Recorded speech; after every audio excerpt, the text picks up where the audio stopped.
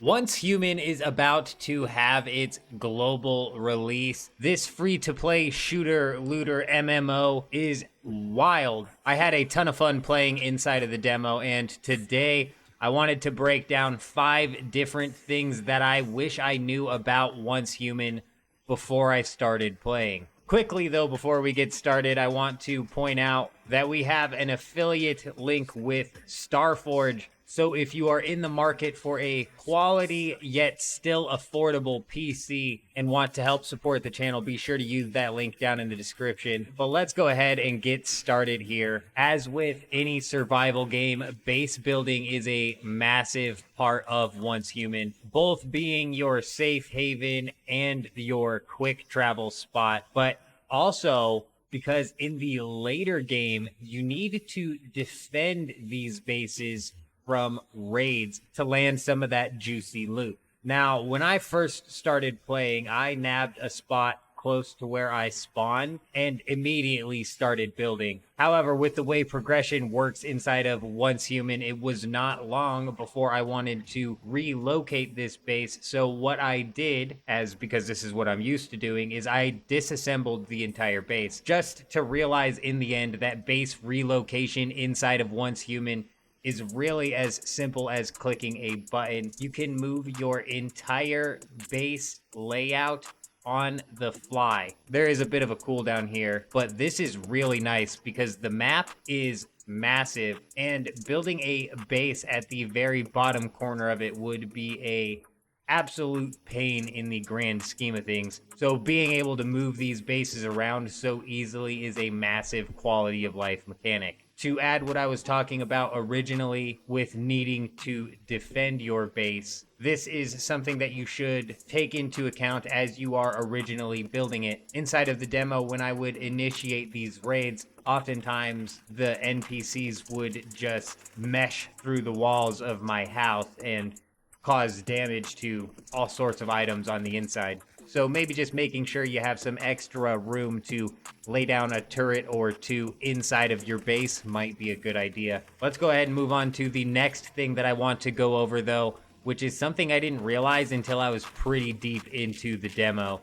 And that is that your gear has set effects. You have 6 pieces of armor that you can wear, and you will end up getting more set effects for each piece of matching gear, maxing out at the 4th piece of matching gear. So you can actually mix and match these set effects by having 4 pieces of one type and 2 of another, or 3 and 3, or 2 and 2 and 2. It's really nice the way they have this set effect system set up, creating a lot of room for experimentation. Surely at the end of the day, a meta combination will still come out of this, but I feel like there will be enough room for several viable combinations to work their way into the meta.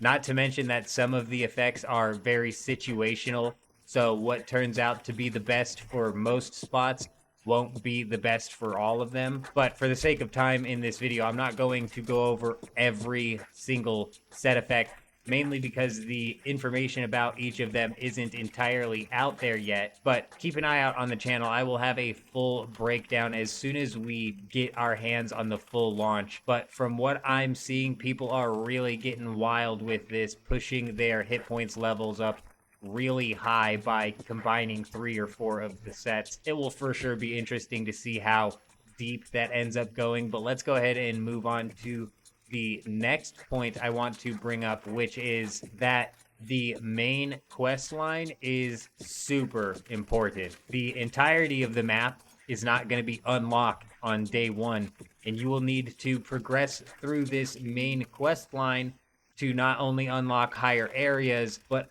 to also unlock the ability to do extra things, like defend your base against raids, for example. You can end up doing some of those things before the quest tells you to, technically, so you aren't quite hard locked out of things, but the quest makes all of the systems make a little bit more sense. As well as if you complete, say, a raid early, you won't have that portion of the quest auto-completed later, meaning when you do eventually get there, you will have to do it again. It's not the most important thing, but following it really does help a lot. And that's something I got to remind myself of because I hate quests inside of games. I'm a definite scene skipper. We're going to be live over on Kick and Twitch, not paying attention to this story at all, skipping through all of the scenes. If you want to come stop by, go ahead and do that. But when I, finally got to exploring the game, what I did was walked my way all the way to this big old red wall of doom here.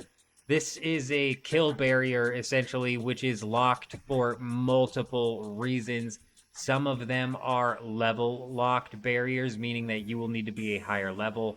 Some of them are quest locked barriers, and in the demo, some of them were there because of the demo lock. Regardless, though, I ended up setting up my first real base way out here, and it was essentially pointless because everything that I needed to do for the main quest as well as the side quests were nowhere near where my home base was. Long point short here being, I believe that your fastest progression route here is going to be through the main quest line. The fourth thing that I want to go over is the fact that melee weapons are incredibly powerful, really strong actually. This wrench right here, I don't know if I have footage of it, but I had a wrench that was outputting 1200 damage for a power hit on the normal zombies. This was basically one-tapping them, and it can be a massive ammunition saver. And while with the bosses, I didn't really try to get up close and melee them much, definitely for the Rift Raft, this is the way to go. There are also weapon mods that can make your melee even stronger. I did not dive too deep into the melee, but really, it is no joke.